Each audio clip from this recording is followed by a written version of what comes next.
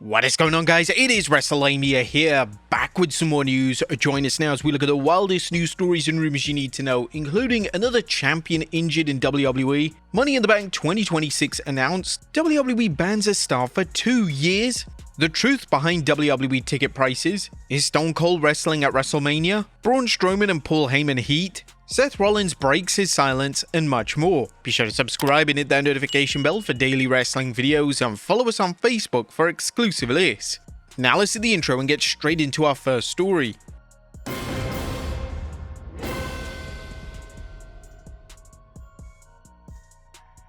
Now our first story looks at another champion injured. Now our top story today takes a look at the latest injury news in WWE, as it appears yet another reigning champion is now injured. Sol Rucker reportedly hurt her knee during a match on SmackDown last week, and on NXT TV last night, it was revealed that she was unable to defend her NXT North American title for the foreseeable future. Now it does appear that WWE are using the injury to further a storyline, as a friend and tag partner Zarya offered to defend the title in her honor. This now means that Zarya will defend the title on her behalf at Halloween Havoc. Next up, Money in the Bank 2026 announced.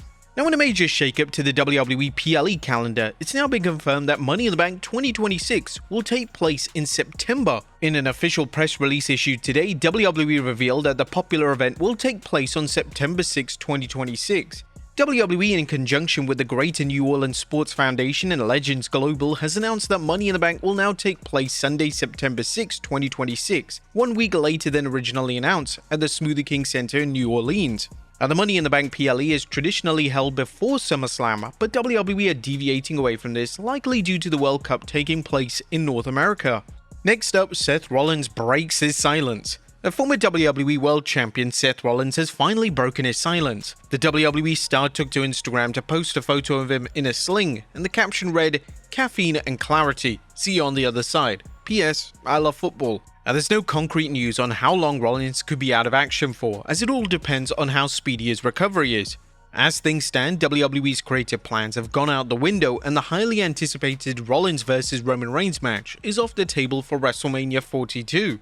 Initial plans for Rollins' reign were reportedly to see him defend against CM Punk at Saturday night's main event, and then lead Team Vision into battling at War Games against babyfaces such as Reigns and Punk. Next up, WWE bans a star for 2 years. Now, there's been a ton of controversy as of late surrounding non-compete clauses in WWE. It surfaced that due to Andrade breaching his non-compete clause, he would be unable to wrestle in AEW for a whole year. And now it's surfaced directly from Samantha Irvin that a non-compete clause is for 2 whole years. 2 years for an announcer. Taken to X, the former announcer stated, "1 year down, 1 year left on my non-compete. Can't wait. I hope you enjoy my song in the meantime and look back on all the memories as fondly as I do. Love and miss you all, and remember, I never left for music. I am music. Hope to see you soon." And to the surprise of no one, the backlash that WWE is facing for this is substantial. The post has millions of impressions on X, and not a single person is defending WWE in the comments.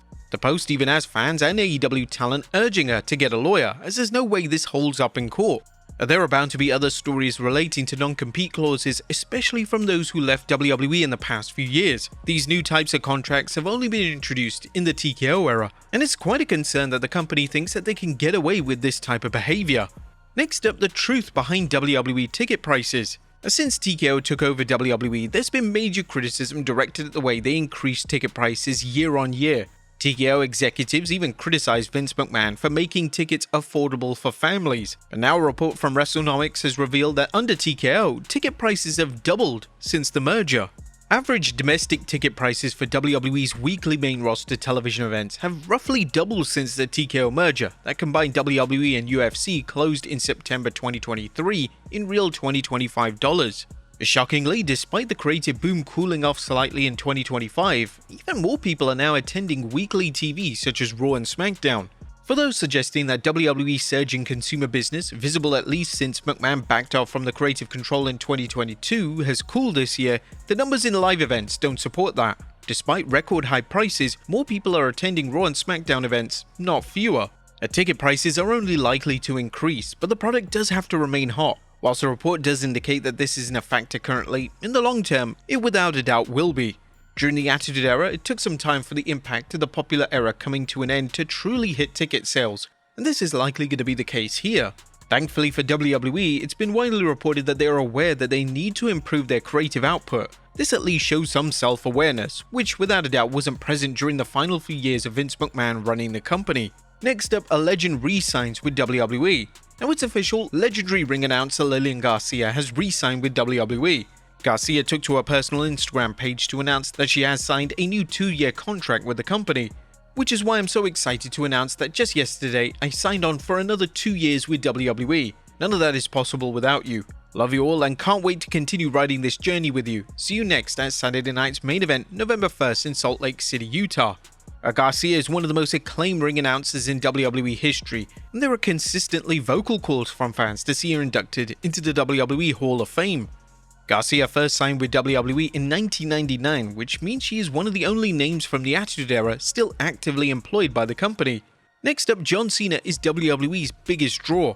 Last week, tickets for John Cena's final match went on sale, and it was reported that there were around 50,000 fans just in the queue for tickets. But it's now been reported via WrestleTix on X that WWE has sold just under 15,000 for Cena's final match in the space of a few days. This is an insane number and highlights just how big of a draw the former WWE champion is. However, they could have easily used a stadium for the show, but it's believed that they want to have political figures in attendance, so that's why they chose the Capital One Arena in Washington, D.C. Next up is Stone Cold wrestling at Wrestlemania. Every year there are rumors that Stone Cold Steve Austin could be wrestling at Mania. In the latest report on the topic, Sean Ross Sapp on Fightful Select Q&A stated that there are currently zero rumblings that Austin is working WrestleMania, but Austin did tell people at WrestleMania this year that one more match is a possibility. I've not, and usually in the months leading to WrestleMania, I've heard if something is pitched his way. We heard ahead of his Kevin Owens return, and when the Roman Reigns pitch was made, I haven't heard about 2026 as of yet. He did tell people at WrestleMania 41 he might have one left in him. The WWE Hall of Famer returned to the ring at WrestleMania 38 in an acclaimed match against Kevin Owens. This marked Austin's first match since 2003, and fans were shocked at how strong the Texas Rattlesnake's performance was, as he showed no signs of ring rust. Next up is a former world champion returning.